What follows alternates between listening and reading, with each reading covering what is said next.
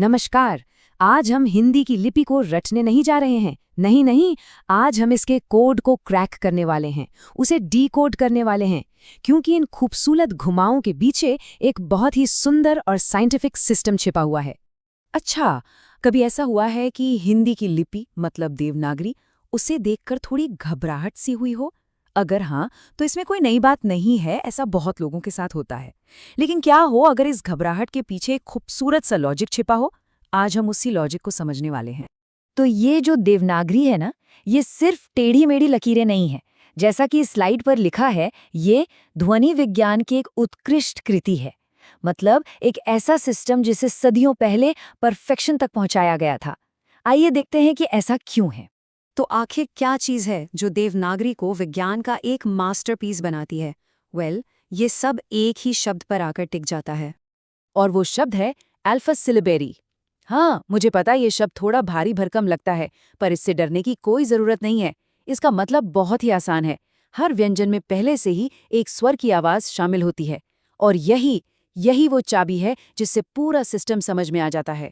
और यही है वो मास्टर की, वो चाबी जिससे सारा ताला खुल जाएगा।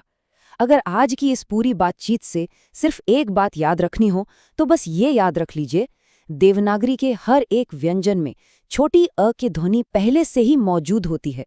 ये पूरी लिपि का समझिए एक सीक्रेट हैंडशेक है। अब जरा इस स्लाइड पर देखिए, यहाँ ये चीज एकदम साफ हो जाती है। बाईं तरफ देखिए, इंग्लिश में क की आवाज के लिए हमें के और ए को जोड़ना पड़ता है, लेकिन दाईं तरफ देवनागरी में देखिए, ये अक्षर सिर्फ क नहीं है, ये अपने आप में क है। वो अ की आवाज इसमें पहले से ही शामिल है। सोचिए ये कितना एफिशिएंट है। ठीक है, तो यहाँ से एक सवाल तो बनता है ना? अगर हर व्यंजन में अ की आवाज पहले से ही है, तो फिर भाई ए, ई या ओ जैसी आवाजें कैसे लिखी जाती हैं? इसका जवाब ही तो इस लिपि की असली खूबसूरती और इसकी प्रतिभा को दिखाता है। देखिए, हिंदी के स्वरों के ना दो रूप होते हैं। एक तो उनका पूरा इंडिपेंडेंट फॉर्म, और दूसरा एक छोटा सा सिंबल जिसे हम सब मात्रा के नाम से जानते हैं। ये मात्रा एक साउंड चेंजर की तरह काम करती है। तो स्वरों का पूरा रूप कब इस्तेमाल होता है? जब कोई शब्द किसी स्वर से ही शुरू हो रहा हो। लेकिन जब कोई स्वर किसी व्यंजन के पीछे आता है, तो वो एक मात्रा बन जाता है। इसे ऐसे सोचिए जैसे ये व्यंजनों के लिए छोटे छोटे आउटफिट्स हैं जो उनकी आवाज बदल देते हैं। चलिए देखते हैं ये काम कैसे करता है। ये बहुत सिंपल है। सबसे पहले हम लेते हैं मूल व्यंजन क, फिर हम इसमें ओ की मात्रा यानी ये वाला सिंबल जोड़ते हैं, और नतीजा क्या मिला? को। वही व्यंजन, बस एक नई आवाज के साथ। ऑलराइट, तो स्वरों और उनके आउटफिट्स को तो हमने समझ लिया। अब चलते हैं खुद व्यंजनों की दुनिया में। पहली नजर में देखने पर शायद लगे कि ये तो बस रैंडम आकृतियों की एक लिस्ट है जिसे रटना पड़ेगा, लेकिन ऐसा बिल्कुल भी नहीं है। जो हम देख रहे हैं ना, वो असल में हमारे अपने मुंह का एक साइंटिफिक मैप है। ये कमाल का है सच में। ये पूरी की पूरी ग्रिड इस बात पर बनी है कि मुंह में आवाज कहाँ से निकल रही है। मेरे साथ बोलकर देखिए। आवाज गले के बिल्कुल पीछे से शुरू होती है क, फिर तालू तक जाती है च, फिर दांतों तक त, और आखिर में होठों पर प। हर लाइन मुंह में एक जगह है, पीछे से आगे की तरफ। और ये जो कॉलम्स हैं वो बताते हैं कि आवाज कैसे बनती है। चलिए इसको महसूस करते हैं। बोलिए क। हवा का कोई खास झोंका नहीं निकला है ना? अब बोलिए ख। महसूस हुआ हवा का वो झोंका?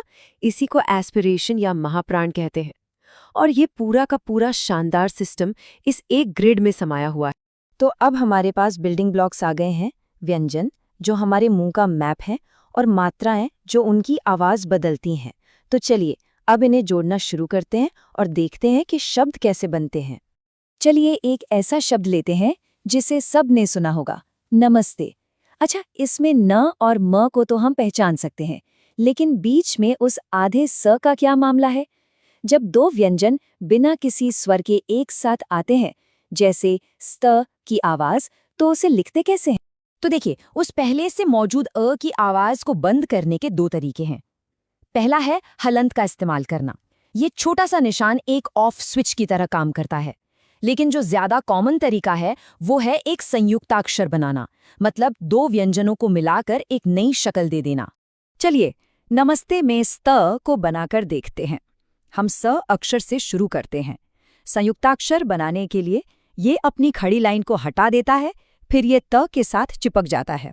और ये देखिए, एक नया जुड़ा हुआ अक्षर स्त। ये रैंडम नहीं है, इसमें एक साफ लॉजिक है। और इस तरह हम पहेली के सारे टुकड़ों को एक साथ जोड़ देते हैं। न, फिर म, हमारा नया वाला संयुक्त अक्षर स्त और आखिर में एक ही मात्रा। और नतीजा नमस्ते। हर टुकड़ा अपनी जगह पर एकदम परफेक्टली फिट बैठता है, एक साइंटिफिक सिस्टम की तरह। तो जब हम इन सब चीज़ों को एक साथ जोड़ते हैं, वो पहले से मौजूद स्वर, मात्राएं और मुंह का वो साइंटिफिक मैप, तो एक बहुत ही पावरफुल आइडिया सामने आता है। देवनागरी सिर्फ एक अल्फाबेट नहीं है, ये तो इंसान की आवाज का एक नक्शा है जिसे परफेक्शन के साथ डिजाइन किया गया है। ये दिखाता है कि आवाजें कैसे बनती हैं और वे एक दूसरे के साथ कैसे काम करती हैं। ये सब कुछ लिखने के सिस्टम में ही बना हुआ है। तो अगली बार जब कोई कुछ बोले तो महसूस कीजिए कि वो आवाजें आ कहाँ से रही हैं। गले के पीछे से क और होठों से प। ये सोचना ही कितना कमाल का है कि इस पुरानी लिपि ने ये सब समझ लिया और इसे लिखने के तरीके में ही शामिल कर दिया। जाने और कितने ऐसे छिपे हुए लॉजिक होंगे जो बस हमारे खोजने का इंतजार कर रहे हैं।